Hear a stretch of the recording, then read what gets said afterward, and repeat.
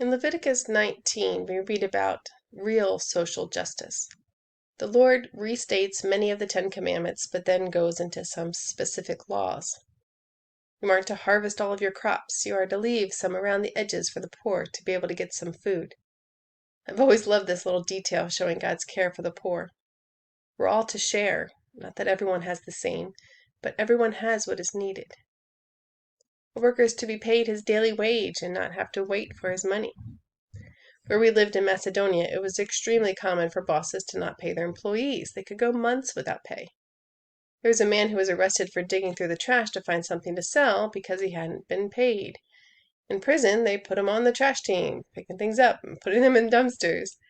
When he was released, he found a job that didn't pay and ended up right back at the dumpsters.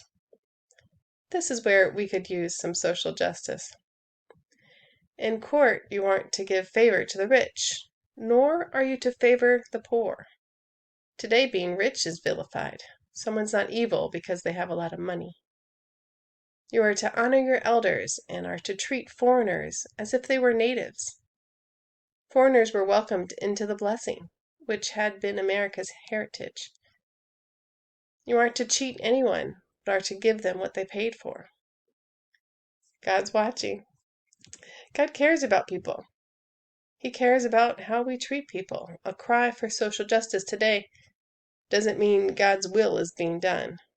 Social justice is still justice. Right is being done. No one is bowing to another. Everyone is treated fairly. The chapter also repeats the command to be holy, for I am holy. We are to be set apart, to be different. Others may not act in these ways and do these things, but that's good. You are supposed to be different from them.